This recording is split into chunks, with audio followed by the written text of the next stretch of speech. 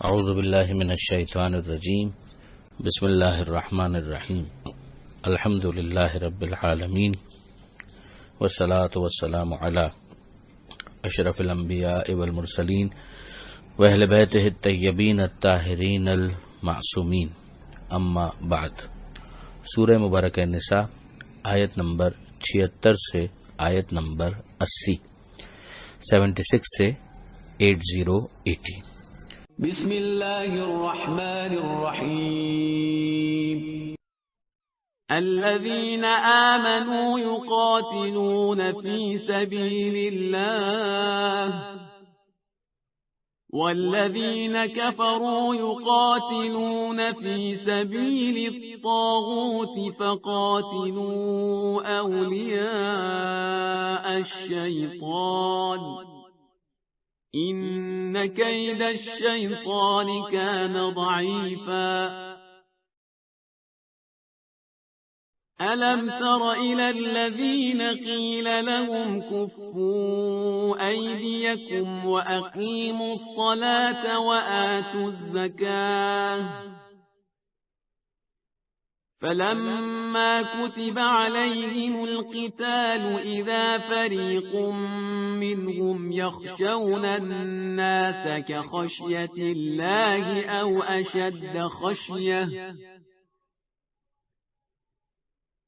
وقالوا ربنا لم كتبت علينا القتال لولا أخرتنا إلى أجل قريب قل متاع الدنيا قليل والآخرة خير لمن اتقى ولا تظلمون فتيلا أينما تكونوا يدرككم الموت ولو كنتم في بروج مشيدة وإن تصبهم حسنة يقولوا هذه من عند الله وَإِن تُصِبْهُمْ سَيِّئَةٌ يَقُولُوا هَذِهِ مِنْ عِنْدِكَ قُلْ كُلٌّ مِّنْ عِنْدِ اللَّهِ فَمَا لِهَؤُلَاءِ الْقَوْمِ لَا يَكَادُونَ يَفْقَهُونَ حَدِيثًا ما أصابك من حسنة فمن الله وما أصابك من سيئة فمن نفسك وأرسلناك للناس رسولا وكفى بالله شهيدا من يطع الرسول فقد أطاع الله ومن تولى فما أرسلناك عليهم حفيظا۔ ارشاد ہوتا ہے الذین آمنوا، کہ وہ جو صاحبان ایمان ہیں جنہوں نے ایمان قبول کیا، یقاتلون فی سبیل اللہ، وہ اللہ کی راہ میں جنگ کرتے ہیں، والذین کفروا، اور وہ جنہوں نے کفر اختیار کیا، یقاتلون فی سبیل الطاغوت، وہ اقتدار باطل کی راہ میں جنگ کرتے ہیں۔ طاغوت طغیانی سرکشی، یعنی دونوں کا موٹو، دونوں کا آبجیکٹو جو ہے وہ بالکل الگ الگ ہوتا ہے۔ جو اللہ پر ایمان لا چکے ہیں وہ اللہ ہی کی راہ میں قتال کریں گے، ان کا اور کوئی مقصد نہیں ہوگا، وہ یہ کام عبادت سمجھ کے کریں گے، قربتاً الی اللہ، اور اس کا یقین حاصل ہو اس کے لیے ضروری ہے کہ یہ حکم یا نبی کی طرف سے ہو یا نبی کے برحق جانشین کی طرف سے ہو، ورنہ ہمیشہ وہ کیس ڈاؤٹ فل رہے گا، سوائے دفاع کا اگر معاملہ ہو تو ایک الگ کیس بن جائے گا۔ اب ظاہر ہے کہ یہ باتیں وہ ہیں کہ جو بہت تفصیل چاہتی ہیں، جو فقہ کی کتابوں کے اندر جو مستقل اس کے چیپٹرز ہیں اس کے اندر ان کو ڈسکس کیا گیا، مگر جب وقت قتال آ جائے تو پھر کیا کرنا ہے؟ فقاتلوا اولیاء الشیطان، تو شیطان کے ساتھیوں کے ساتھ قتال کرو، یعنی ان کے مقابلے پر قتال کرو۔ ان کید الشیطان کانا ضعیفا، یقیناً شیطان کا منصوبہ کمزور ہوا کرتا ہے۔ وہ اپنے لمیٹڈ ویژن کے ساتھ اس دنیا سے آگے کچھ بھی نہیں دیکھ پاتے، جبکہ ایک مومن ہے وہ آخرت کو دیکھ رہا ہوگا، وہ قربتاً اللہ کے جذبے سے سرشار ہوگا۔ اب اگلی آیت کے اندر ایک مرتبہ پھر پروردگار عالم ان لوگوں کی مذمت کر رہا ہے کہ جو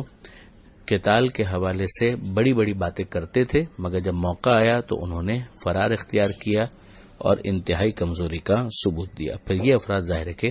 کبھی بھی قابل تعریف نہیں ہو سکتے۔ ارشاد ہوتا ہے، اے حبیب کیا آپ نے نہیں دیکھا ان لوگوں کو، قیل لہم جب ان سے کہا گیا کفو ایدیکم کہ اپنے ہاتھوں کو روک لو، وَأَقِیمُوا الصَّلَاةَ وَآتُوا الزَّکَاةَ نماز قائم کرو اور زکوٰۃ ادا کرو، یعنی اپنا تعلق اللہ سے مضبوط کرو اور ایک دوسرے کے ساتھ زکوٰۃ کے ذریعے سے جو دوسرے امور ہو سکتے ہیں سوشل ورک کے ان کو انجام دو۔ تو ان کو بہت برا لگا، ان کو اچھا نہیں لگا۔ اس وقت وہ کہہ رہے تھے کہ ہمیں میدان میں نکلنے کی اجازت دی جائے، اور یہ یاد رکھنے والی بات ہے کہ یہ مدینہ منورہ میں آغاز ہجرت کے فوراً بعد یہ کیفیت ڈیولپ ہو چکی تھی، اور اس موقع پر پروردگار عالم نے ان لوگوں کی مذمت کی کہ یہ لوگ بڑی بڑی باتیں کر رہے تھے مگر بعد میں کمزور ثابت ہوئے۔ فلما کتب علیہم القتال، وہی کہا جا رہا ہے کہ جب ان پر قتال کو واجب کر دیا گیا، اذا فریق منہم تو ان میں کا ایک گروہ، یخشون الناس کا خشیت اللہ ایسے ڈرنے لگے لوگوں سے کہ جیسے اللہ سے ڈرا جانا چاہیے، او اشد خشیہ بلکہ اللہ سے بھی زیادہ ان کے دلوں میں لوگوں کا خوف موجود تھا، اور وہ یہاں تک کہنے لگے، منہ میں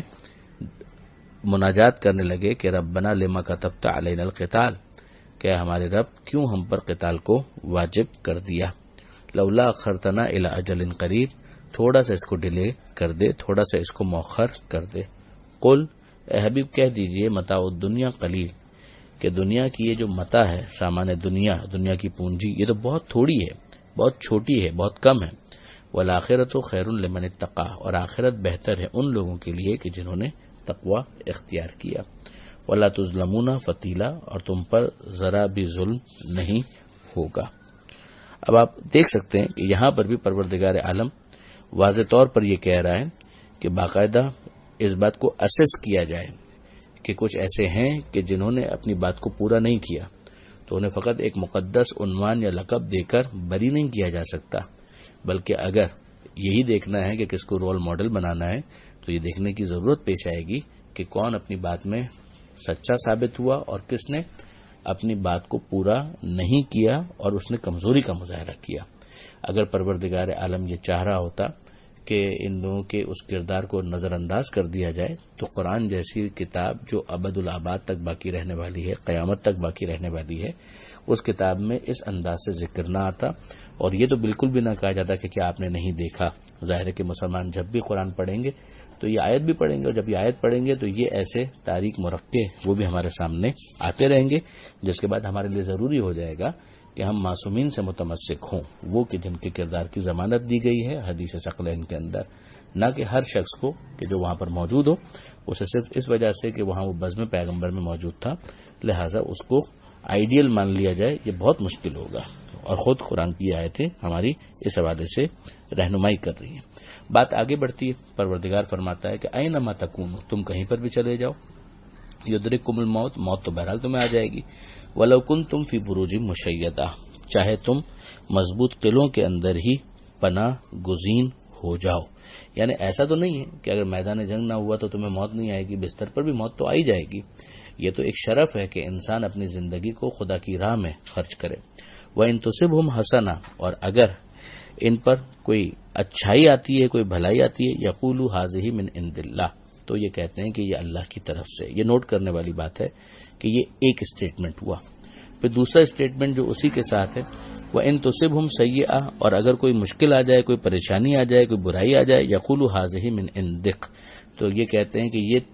آپ کی وجہ سے آئی، یعنی یہ پیغمبر اکرم صلی اللہ علیہ وآلہ وسلم کو مخاطب کر کے یہ جملہ کہنے والے اس طرح سے گویا پیغمبر اکرم پر معاذ اللہ بدشگونی کا الزام لگاتے ہیں۔ پروردگار عالم نے دفاع کیا اور یہ ارشاد فرمایا، قل اے حبیب کہہ دیجئے کل من عند اللہ، سب کچھ اللہ ہی کی طرف سے ہے، یعنی اگر کوئی کامیابی ہے، کوئی بھلائی ہوئی وہ بھی اللہ کی طرف سے، کوئی برائی ہوئی وہ بھی اللہ کی طرف سے ہے۔ یہ ڈیزائن کے اعتبار سے کہ اس دنیا کے اندر جو پروردگار عالم کا ایک نظام ہے، مثلا پروردگار عالم نے یہ ارشاد فرمایا کہ لیس علی الانسان الا ما سعی، انسان کو وہی کچھ ملے گا جس کی وہ کوشش کرتا ہے۔ اب اگر کوئی میدان سے فرار اختیار کر دے اور اس کے نتیجے میں اوور آل مسلمانوں کو زحمت کا سامنا کرنا پڑ جائے تو ایک امتحان اپنی جگہ پر، اور اس کے بعد مسلمانوں کی طرف سے یہ کوتاہی، جس کا نتیجہ یہ نکلے گا کہ وہ ڈیزائن جو پروردگار نے بنایا ہے اس کے اندر ایک انسان کو زحمت کا سامنا کرنا پڑے گا، مگر اس کا ذمہ دار کون ہے؟ ڈیزائن پروردگار کی طرف سے ہے، اور اس کے بعد اس ڈیزائن کو اکارڈنگلی فالو نہ کرنا، جس کی وجہ سے وہ مسلمان ذمہ دار قرار پائیں گے۔ بندگی کا تقاضا یہ ہے کہ جو نیکی ہے، اچھائی ہے، اسے پروردگار کی طرف سے توفیق مانی جائے، اس میں بھی انسان کو کوشش کرنی ہے، اور بندگی ہی کا تقاضا یہ ہے کہ اگر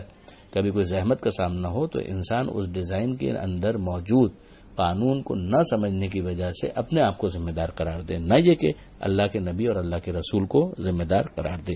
آگے کی جو آیتیں ہیں ان کو اسی کانٹیکس میں آپ دیکھیں گے تو زیادہ سمجھ میں آئے گا۔ پروردگار فرماتا ہے فَمَا لِهَٰؤُلَاءِ الْقَوْمِ، کہ ان لوگوں کو کیا ہو گیا ہے، لا یکادون یفقہون حدیثا، کہ جیسے ان کی سمجھ میں کوئی بات آتی ہی نہیں، یعنی یہ ایک بنیادی پرنسپل ہے، اصول ہے، اس کو سمجھنا بہت ضروری ہے۔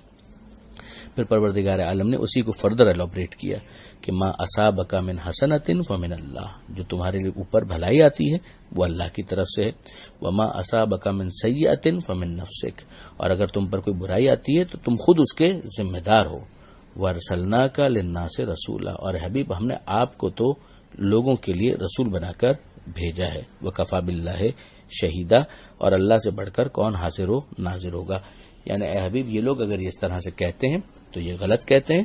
ہم آپ کو رسول بنا کر بھیج چکے ہیں، تو آپ کا کام یہ ہے کہ آپ پیغام پہنچائیے۔ اب اس کے بعد اگر وہ اس پیغام کو اکارڈنگلی فالو نہیں کرتے تو گویا وہ اس ڈیزائن کی مخالفت کرتے ہیں، جس کی ابھی میں نے کچھ تشریح کرنے کی کوشش کی۔ آگے پروردگار عالم یہ ارشاد فرماتا ہے جو اس صفحے پر آخری آیت ہے کہ من یطع الرسول فقد اطاع اللہ، کہ جو اللہ کے رسول کی اطاعت کرے گا اس نے اللہ کی اطاعت کی۔ یعنی اللہ اور اللہ کے رسول کے درمیان بٹوارا مت کرو کہ گویا اللہ کچھ اور کہتا ہے، اللہ کا رسول کچھ اور کہتا ہے۔ انصاف کی بات تو یہ ہے کہ اللہ ڈائریکٹ مخاطب ہی نہیں ہوتا، اللہ جو مخاطب ہوتا ہے تو رسول ہی کے ذریعے سے مخاطب ہوتا ہے، جو قرآن بھی ہم تک پہنچا ہے تو رسول ہی کے ذریعے سے ہم تک پہنچا ہے۔ تو یہاں پر بہت واضح طور پر پیغمبر اکرم کو پروردگار نے اون کیا ہے، اونرشپ دی ہے، اور یہ کہا ہے کہ جو رسول کی اطاعت کرے گا وہ اللہ کی اطاعت کرے گا، ومن تولی، اور جو منہ پھیر لے، فما ارسلناک علیہم حفیظا، تو ہم نے آپ کو ان پر پہرہ دار بنا کر نہیں بھیجا ہے کہ آپ زبردستی کسی نہ کسی طریقے سے ان سے اطاعت کروا لیں، زبردستی کسی نہ کسی طریقے سے انہیں پکا پکا مومن بنا لیں، ایسا نہیں ہے، نہ یہ آپ کی ذمہ داری ہے، نہ یہ ہم کریں گے۔ اگر ایسا کرنا ہوتا تو ہم ہر ایک کو پیدائشی اسی طریقے سے مومن اور متقی بنا کر بھیج دیتے، مگر نہ پھر اس کے بعد دنیا کے امتحان کا کوئی مطلب ہوتا اور نہ ہی ایمان والوں کا غیر مومنین کے ساتھ امتیاز سامنے آتا۔ یہ بہت اہم صفحہ تھا، اور اس صفحے پر میں آپ سے گزارش کروں گا کہ بہت غور کیجیے گا تاکہ اس ڈیزائن کو صحیح طرح سے سمجھنے میں آسانی ہو جس دنیا کے اندر پروردگار عالم نے قائم فرمایا ہے۔ پروردگار عالم سے دعا ہے قرآن مجید سمجھنے اور اس پر عمل کرنے کی توفیق عطا فرما، اور وارث قرآن امام زمانہ کے ظہور میں تعجیل فرما۔ وآخر دعوانا ان الحمدللہ رب العالمین، والسلام علیکم ورحمۃ اللہ وبرکاتہ۔